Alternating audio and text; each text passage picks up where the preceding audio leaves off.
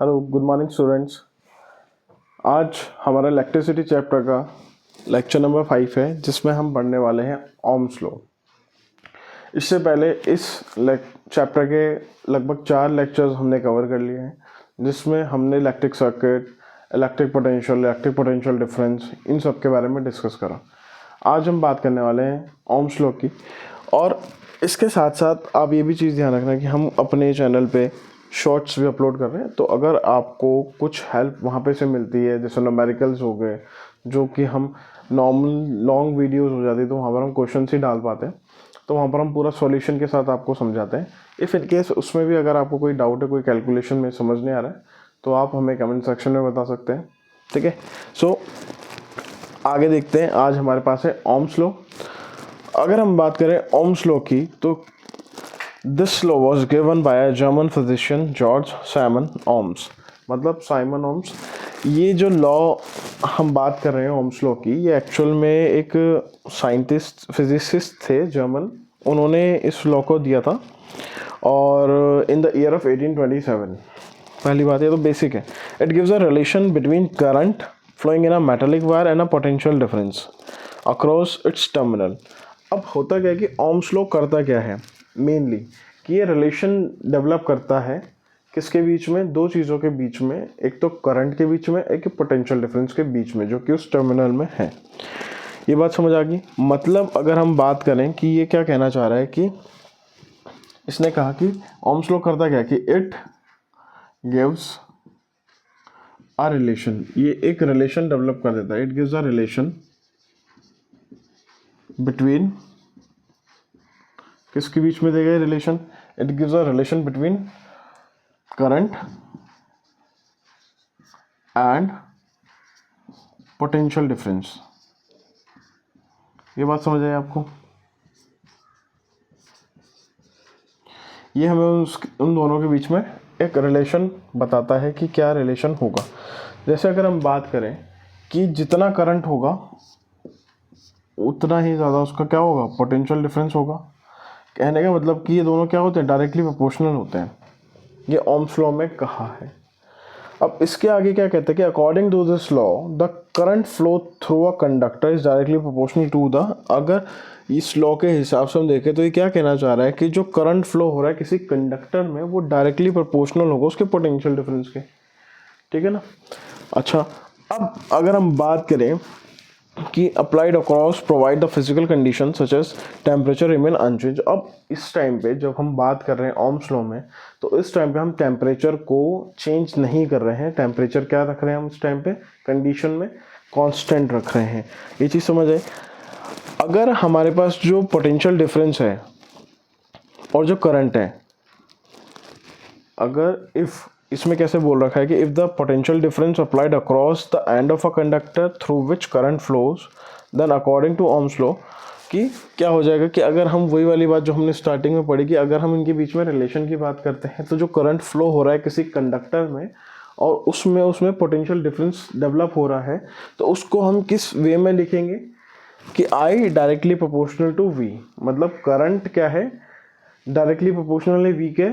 अगर दूसरी भाषा में कहें कि जितना ज़्यादा करंट होगा उतना ही ज़्यादा क्या बढ़ेगा, पोटेंशियल डिफरेंस बढ़ेगा। अब दूसरी बात हमने जो इसमें समझी है कि ये कंडीशन जब की है जबकि हम क्या कर रहे हैं, टेम्परेचर को अनचेंज रख रहे हैं। टेम्परेचर क्या है यहाँ पर, कांस्टेंट है। तो यानी कि इस समय पर अगर हम बात करें कि अगर हम मेरे को इसके बीच में इक्वल्स का साइन लगाना है कि मतलब ये बराबर हो, तो मेरे को क्या करना पड़ेगा कि कांस्टेंट वैल्यू लेनी पड़ेगी। वो कांस्टेंट वैल्यू मैंने क्या लिया यहाँ पर, आर। यहाँ पर क्या लिया मैंने, आर क्या लिया, कांस्टेंट। अब आर जो है इसको हम क्या बोलते हैं, आर इज अ कांस्टेंट। किसके लिए constant, constant proportional called resistance of the conductor. मतलब कि जो उस कंडक्टर का रेजिस्टेंस है उसको हमने यहाँ पर कांस्टेंट ले लिया है। कहने का मतलब अगर हम ओम्स लॉ की बात कर रहे हैं, ओम्स लॉ में हमने रिलेशन दिखाया है आई और वी के बीच में, और अगर हम पूछे कि ओम्स लॉ का कांस्टेंट क्या रहेगा, उस फॉर्मूले में हम कहेंगे रेजिस्टेंस रहेगा। किसका, उस कंडक्टर का जो कि हमने लिया है। वो हमने कांस्टेंट क्यों लिया है, क्योंकि हम इसमें बात कर रहे हैं कि जो टेम्परेचर है वो अनचेंज्ड है, टेम्परेचर में कोई भी डिफरेंस नहीं आ रहा है, तो हमने यहाँ पर आर क्या ले लिया, कांस्टेंट ले लिया। ये बात समझ आई, समझ आई दबाने वाली बात, क्या कहा मैंने।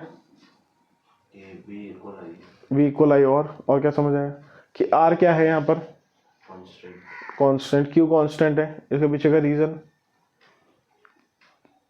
क्योंकि ओम्स लॉ में कहा गया है ना कि टेम्परेचर अनचेंज रहेगा, कांस्टेंट रहेगा, है ना। तो उस अगर टेम्परेचर अनचेंज रहेगा तो उसको हम रिप्रेजेंट कैसे करेंगे फॉर्मूले में, आर से तो करेंगे। ये बात समझ आई। तो फॉर्मूला क्या बनेगा फिर, v इक्वल्स या i equals v by R, है ना। कैसे बन सकता है ना, अगर मैं इसको लिखूंगा तो इसको क्या लिख सकता हूँ मैं, और v equals to I by R भी लिख सकता हूँ ना, जो तू कह रहा है। ऐसे भी तो लिख सकता हूँ, कैसे भी घुमा के लिख दूँ। बात समझ आई, नहीं आई समझ। कहने का मतलब है कि करंट बराबर है किसके, पोटेंशियल डिफरेंस और रेजिस्टेंस के। और अगर मेरे को यहाँ पर से पोटेंशियल डिफरेंस का फॉर्मूला निकालना है तो क्या हो जाएगा, पोटेंशियल डिफरेंस का फॉर्मूला क्या होगा, आई अपॉन आर, हाँ है ना। बात समझ आई है, ये आगे जाके काम आएगा। अभी वहाँ पर हम इसको पूरा ड्राइव करेंगे। बात समझ आई, ठीक है। अब यहाँ पर एक चीज़ उन्होंने और कही है, क्या कही है, नहीं रुक जाओ, वी कुछ गड़बड़ करी है क्या मैंने, आर उस साइड आ रहा है, और किस साइड, इस साइड आएगा ना, करंट की साइड आएगा, हाँ। यानी कि पोटेंशियल डिफरेंस की साइड नहीं आना था, ये आना था इस साइड, ठीक है, ये चीज़।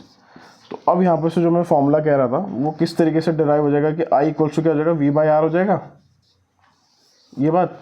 तो कहने का मतलब मैं क्या कहना चाह रहा हूँ कि यहाँ पर से हमारे तीन फॉर्मूलाज डिराइव हो सकते हैं।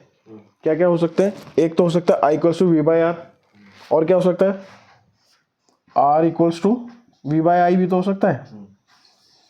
ये बात समझ आ गई कि मतलब अगर मेरे को पोटेंशियल डिफरेंस निकालना है तो मैं क्या करूँगा, रेजिस्टेंस मल्टीप्लाई बाय करंट। अगर मेरे को करंट फाइंड करना है तो मैं क्या करूँगा, पोटेंशियल डिफरेंस बाय रेजिस्टेंस। और अगर मेरे को रेजिस्टेंस फाइंड करना है तो क्या करूँगा, पोटेंशियल डिफरेंस बाय करंट करूँगा। ये बात समझ आ गई, ठीक है, ये चीज़ क्लियर होगी। अब from the above formula it is clear that current is inversely proportional to the resistance. मतलब जो करंट है वो इनवर्सली प्रोपोर्शनल रेजिस्टेंस के, हाँ इसलिए यहाँ पर वो गलती हो रही थी, ठीक है ना, कि करंट क्या है, इनवर्सली प्रोपोर्शनल है रेजिस्टेंस के। कैसे कि अगर करंट बढ़ा तो रेजिस्टेंस कम होगा, क्योंकि रेजिस्टेंस तो रुकेगा ना, अगर रेजिस्टेंस ज़्यादा होगा तो करंट कम फ्लो हो पाएगा। जो हम बात आगे कहाँ कर रहे थे, पहले एम्पियर में बात कर रहे थे कि रेजिस्टेंस क्या होता है उसके लिए बहुत कम होता है, तभी तो कैलकुलेट कर पाएगा आराम से। ये चीज़ क्लियर हो गई। अच्छा, एक नोट इसमें लिखा है कि जो कंडक्टर है, the conductor which obey Ohm's law are called ohmic conductors, while the conductor which do not obey Ohm's law are called non ohmic conductors. ये चीज़ ध्यान रखना, वैसे ये आती नहीं है बट कहीं कहीं पे तुम आंसर राइटिंग में इसको यूज़ कर सकते हो। बात समझ आ गई। जो कंडक्टर्स ओम्स लॉ को फॉलो करते हैं उनको क्या बोलते हैं, ओमिक कंडक्टर, और जो नहीं करते उनको क्या बोलेंगे, नॉन ओमिक कंडक्टर। ये चीज़ क्लियर हो गई, इसमें कोई डाउट, ठीक है। अब ये आगे क्या कह रहा है कि if resistance is half then the current gets double, and if resistance is double then the current gets half. मतलब ये वही बात कह रहा है कि अगर हमारा करंट डबल होगा तो रेजिस्टेंस हाफ हो जाएगा, और अगर रेजिस्टेंस डबल होगा तो करंट हाफ हो जाएगा। मतलब इनवर्सली प्रोपोर्शनल है वो, एक बढ़ेगा तो एक घटेगा। ये चीज़ क्लियर हो गई, इसमें कोई डाउट? क्या समझाया मैंने अभी, रिपीट कर जरा। v equals to I R. इसको अगर हम लैंग्वेज में बोलेंगे तो कैसे बोलेंगे, I equal V upon R. बोलेंगे कैसे कि डायरेक्टली इनवर्सली प्रोपोर्शनल अगर समझाना पड़ेगा तो कैसे बोलेगा इसको, potential difference equals current into resistance. Resistance. और हम ऐसे बोल सकते हैं when current flow in a conductor, है ना, if current increases then potential difference also increases but resistance gets halved, है ना, या डिक्रीज। बात समझ आ गई। अच्छा, अब इसमें क्या आता है कि वी आई ग्राफ आता है एक, ठीक है, एक वी आई ग्राफ आता है, बड़ा इजी सा है वो, लेकिन कभी कभी पूछ लेते हैं पेपर में कि वी आई ग्राफ कैसे बनता है। तो इसको यहाँ पे समझ लेते हैं कि वी आई ग्राफ, ये पहले पढ़ा है, वी आई ग्राफ पढ़ा तूने पहले? इसको ध्यान रखना, कभी कभी ये पूछते हैं, ठीक है। तो जब हम इसमें ड्रॉ करेंगे तो जो v होगा, जैसे इसमें लिखा हुआ ना, ऐसे इसमें भी लिखना है v और i। बच्चे क्या करते हैं, यहाँ से यहाँ पे लिखते हैं, तो ये कंफ्यूजन नहीं करनी। v आई ग्राफ कैसे हो गई, बात समझ आ गई? ठीक है, ये चीज क्लियर होगी? ठीक है, अब यहाँ पर क्या है कि ये वोल्ट मीटर है, ओ सॉरी पोटेंशियल डिफरेंस, और ये क्या है, करंट है। तो हमने क्या कहा कि ये कांस्टेंट चल रहा है ना, इसमें एक उसमें चल रहे हैं, एक फ्लो में चल रहे हैं। तो कहने का मतलब यहाँ पे क्या कह रहे हैं कि the graph the potential difference and the corresponding current is found to be straight line passing the origin for ohmic conductors. यहाँ पर हम किसकी बात कर रहे हैं, उन कंडक्टर्स की बात कर रहे हैं जो कि ओम्स लॉ को फॉलो कर रहे हैं। तो उनको क्या बोलते हैं हम, ओमिक कंडक्टर्स बोलते हैं। ये बात क्लियर होगी? मतलब ये ग्राफ किसके लिए हम रिप्रेजेंट कर रहे हैं, ओमिक कंडक्टर्स के लिए। तभी तो एक स्ट्रेट लाइन शो हो रही है, ठीक है, ये थीटा मानेंगे। ये चीज क्लियर होगी?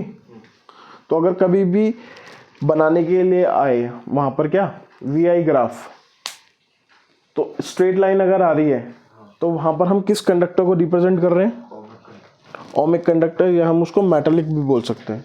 ये बात समझ आ गई? इसमें कोई डाउट? अच्छा, इसके बाद अगर मैं बात करूं कि रेजिस्टेंस, रेजिस्टेंस क्या होता है, व्हाट इज रेजिस्टेंस? जो करंट को कम फ्लो करने, क्या होता है, करंट को कम फ्लो करने देता है। करंट को कम फ्लो करने देता है। और क्या होता है, इसका डेली लाइफ में क्या यूज है रेजिस्टेंस का? वो हीट जनरेट कर सकता है। हीट जनरेट कर सकता है। और हम जो फ्यूज लगाते हैं, फ्यूज और रेजिस्टेंस, इन दोनों में क्या डिफरेंस है? फ्यूज क्या करता है, फ्यूज तो ब्रेक हो जाएगा अगर ज्यादा करंट फ्लो होगा, और रेजिस्टेंस क्या करता है, रेजिस्टेंस उसे पास ही नहीं होने देगा, नहीं, बहुत कम पास होने देगा, है ना? ठीक है, अच्छा अब हम नेक्स्ट बात किसकी कर रहे हैं यहाँ पर, रेजिस्टेंस की।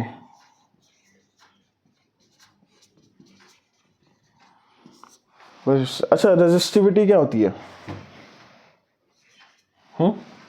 रेजिस्टेंस और रेजिस्टिविटी में फर्क क्या है?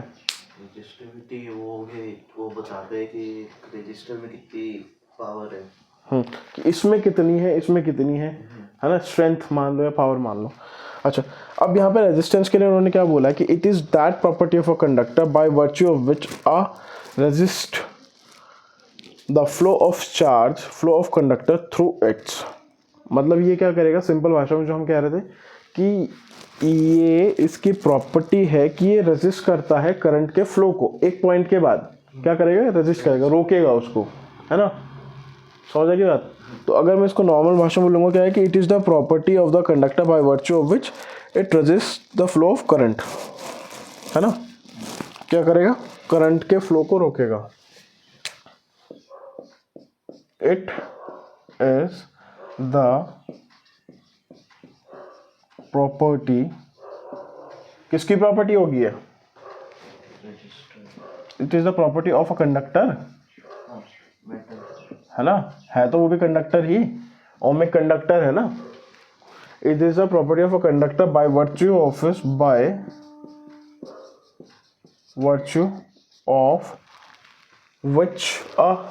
विच क्या करेगा, ये अपोज करेगा ना उसको, which its opposes the flow of, it opposes the flow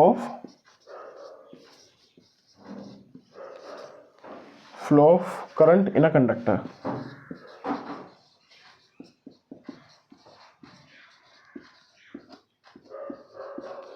बात समझ आ गई? क्या कह रहा है ये कि ये प्रॉपर्टी है उस कंडक्टर की जो करंट के फ्लो को अपोज करे एक पॉइंट के बाद, उसको हम क्या बोल देते हैं, उसका रेजिस्टेंस बोलते हैं। ये बात क्लियर होगी? अच्छा, जो हम पहले बात कर रहे थे इससे पहले कि ओम्स की हमने बात करी, तो इसकी जो रेजिस्टेंस है इसकी यूनिट क्या होती है, ऐसा यूनिट क्या होती है इसकी रेजिस्टेंस की,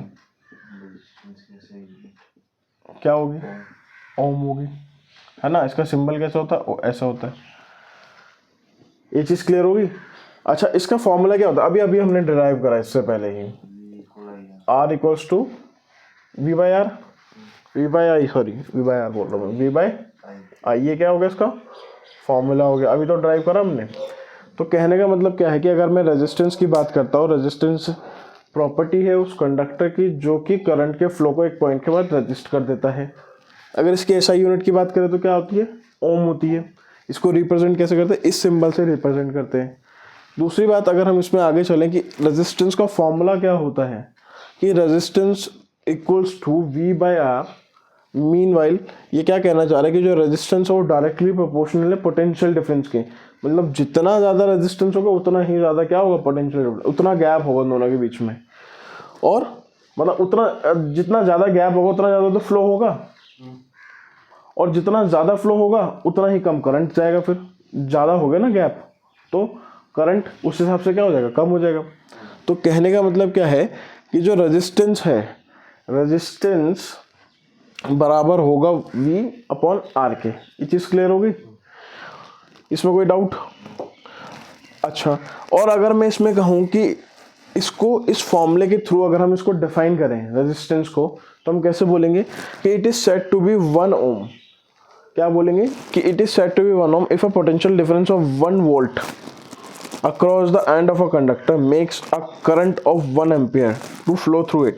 मतलब कि 1 ओम का रेजिस्टेंस अगर है तो क्या करेगा, 1 वोल्ट का पोटेंशियल डिफरेंस क्रिएट करेगा, और उसमें से करंट कितना फ्लो होगा, 1 एम्पियर का करंट फ्लो होगा।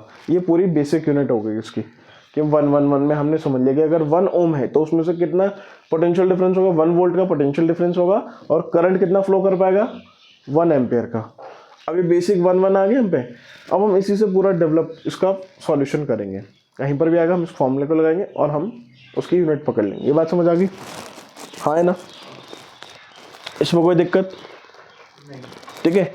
अच्छा, इसके बाद आते हैं कि अगर हम बात करें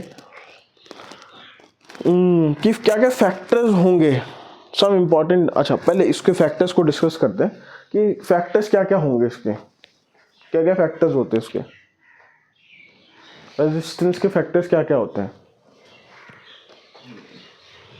factor on which a conductor depends, क्या क्या, एक तो लेंथ ऑफ अ कंडक्टर की कितना लेंथ है। मतलब अगर मेरे को एक कंट्री से दूसरी कंट्री में करंट फ्लो करवाना है, इलेक्ट्रिक वायर्स है, तो उसका रेजिस्टेंस कम होगा ज़्यादा होगा, है ना, ज़्यादा करंट ले जाना है ना हमें। ऐसे ही अगर मैं बात करूँ एरिया ऑफ क्रॉस सेक्शन की कितनी बड़ी है, कितनी उसकी डायमीटर है, कितना बड़ा कंडक्टर है, उस वो भी मैटर करेगा रेजिस्टेंस में। तो पहले हमने क्या बात करी, लेंथ, दूसरा एरिया ऑफ क्रॉस सेक्शन, और तीसरा नेचर ऑफ द कंडक्टर। क्या बात करा, नेचर ऑफ द कंडक्टर। ये चीज़ क्लियर होगी, हाँ है ना, क्लियर? इसमें कोई डाउट? तो ये वाला जो टर्म है बेसिकली हमने आज क्या पढ़ा, ओम्स लॉ पढ़ा। ठीक है, ओम्स लॉ के बाद हमने वी आई ग्राफ देखा, वी आई ग्राफ के बाद हमने रेजिस्टेंस की डेफिनेशन देखी और एसआई यूनिट्स देखी। अब कल क्या होगा, कल हम उसके फॉर्म वो क्या बोलते हैं इंपॉर्टेंट टर्म्स, और जो हमने आज डिस्कस करी लास्ट में कि फैक्टर्स क्या हो गए, इनको हम थोड़ा डिटेल में जाएंगे और। ठीक है, प्लस उसके बाद रेसिस्टिविटी बची, उसके बाद तो हम फिर उसमें डायग्राम्स में पहुंच जाएंगे ना, पैरेलल वगैरह, मतलब न्यूमेरिकल्स पे पहुंच जाएंगे इस चैप्टर के। ठीक है, सो इस वीडियो में अभी हमने समझा ओम्स लॉ के बारे में और रेजिस्टेंस के बारे में, और रेजिस्टेंस की डेफिनेशन को, और जो फैक्टर्स अफेक्ट करते हैं रेजिस्टेंस को, जैसे कि area of cross section, length और nature of a material. Next video में हम इसके आगे न्यूमेरिकल्स और रेजिस्टिविटी को समझेंगे, और जो इंपॉर्टेंट टर्म्स हैं रिलेटेड टू रेजिस्टेंस उसके बारे में बात करेंगे। Thank you so much.